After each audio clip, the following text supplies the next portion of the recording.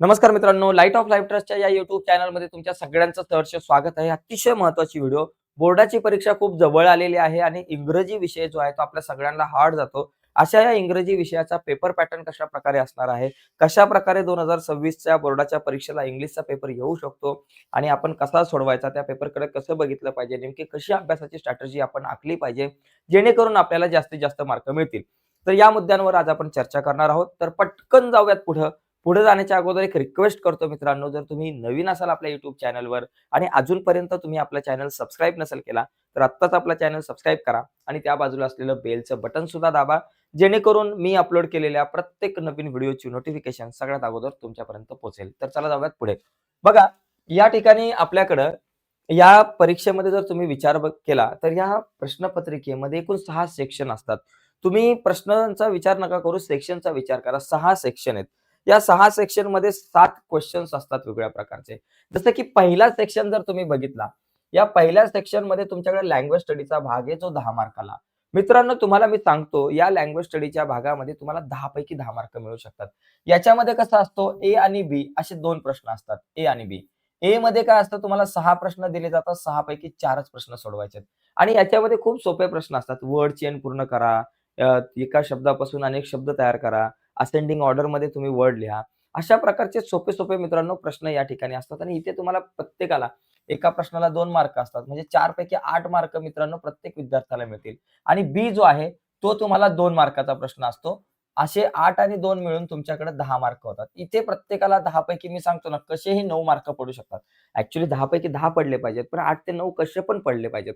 आता एखाद्या विद्यार्थ्याला जर इथं 10 पैकी 10 मार्क मिळवायचे असतील, तर त्याने एकच काम करायचं, की जुन्या 4-5 प्रश्नपत्रिका घ्या आणि त्या 4-5 प्रश्नपत्रिकेमधला फक्त लँग्वेज स्टडीचा प्रश्न मित्रांनो करा.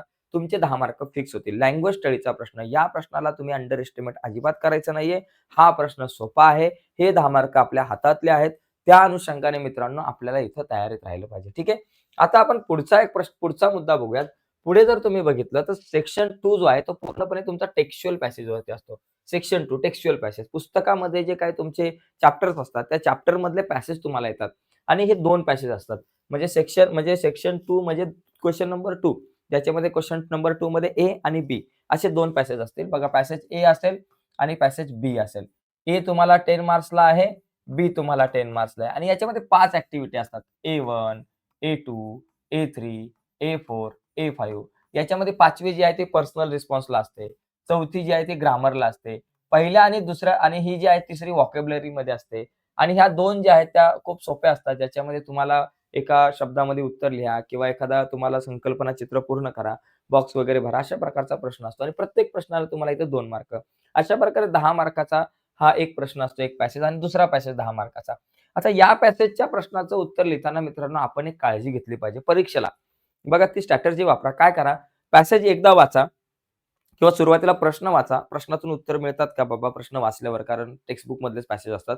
त्याच्यानंतर काही प्रश्नांची उत्तरे शोधण्यासाठी एकदा पॅसेज वाचा. एखाद्या प्रश्नाचं उत्तर राहिलं नसेल सापडत, तर 2दा पॅसेज वाचा. दुसऱ्यांदा वाचल्यानंतर जर तुम्हाला उत्तर मिळालं तर ठीक आहे, नाहीतर मग सरळ पुढे जा आणि त्या प्रश्नासाठी जागा सोडा आणि संपूर्ण तुमची प्रश्नपत्रिका सोडून झाल्यानंतर त्या प्रश्नाकडे या. नाहीतर काय होतं माहिती का?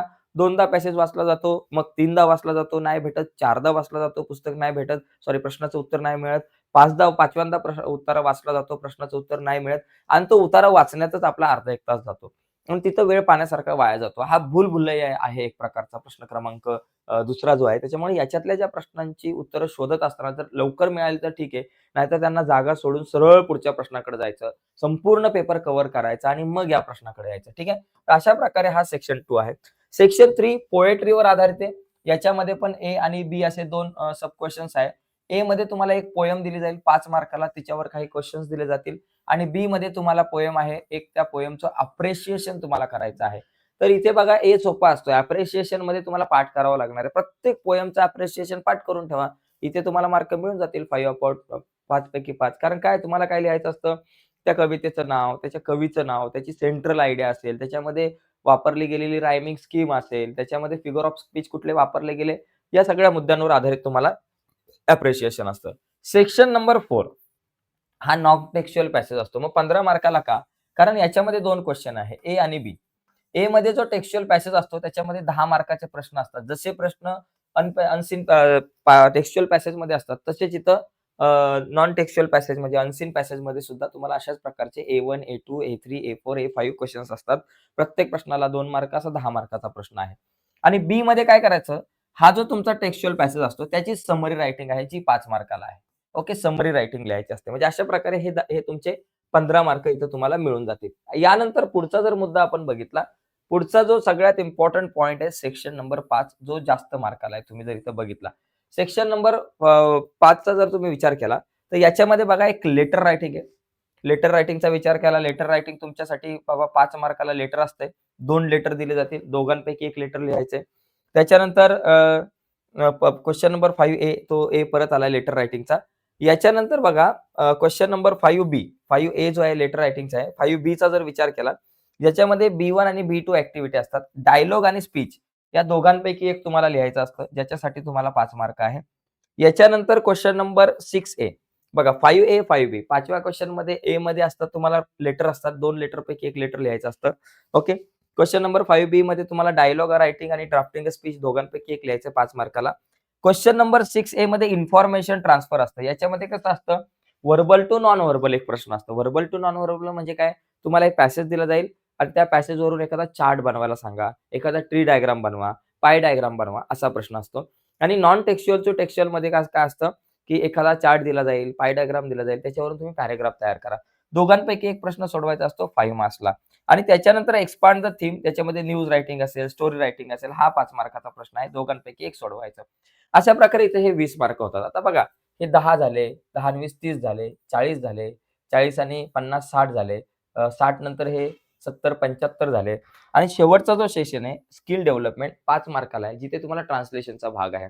याच्यामध्येच खूप सोपे विषय असतात. याच्यामध्ये काय असतं, तुम्हाला 6 शब्द दिले जातील, 3 प्रश्न असतात ए पकडा. एका प्रश्नामध्ये तुम्हाला 6 शब्द दिले जातील. त्याच्यापैकी 4 इंग्लिश शब्दांचे मराठीमध्ये मराठीमध्ये तुम्हाला अर्थ लिहायचे असतात. बीमध्ये तुम्हाला 4 सेंटेन्स दिले जातील. त्याच्यातले 2 सेंटेन्सचे तुम्हाला मराठीत अर्थ लिहायला सांगितलं जाईल आणि नंतर तो पुढचा जो प्रश्न आहे त्याच्यामध्ये काही म्हणी, वाक्प्रचार दिले जातील. त्याचे मराठीत अर्थ सांगायचे आहेत. तर अशा प्रकारे एकंदरीत तुमचा पेपरचा पॅटर्न असणार आहे. अशा प्रकारे आपल्याला इंग्लिशचा पेपर असणार आहे, जो तुम्हाला स्क्रीनवरती दिसतोय. ठीक आहे मित्रांनो. तर या पद्धतीने आपला इंग्लिशचा पेपर येऊ शकतो. तर आजच्या या चर्चेमध्ये इथेच थांबूयात. नक्कीच तुम्हाला आजची व्हिडिओ आवडली असेल तर व्हिडिओला लाईक करा. नवीन असाल तुम्ही आपल्या YouTube चॅनलवर आणि अजूनपर्यंत तुम्ही आपला चॅनल सबस्क्राईब नसेल केला, तर आत्ताच आपला चॅनल सबस्क्राईब करून त्या बाजूला असलेलं बेलचं बटन दाबायला विसरू नका. धन्यवाद मित्रांनो. बाय सर्वांना.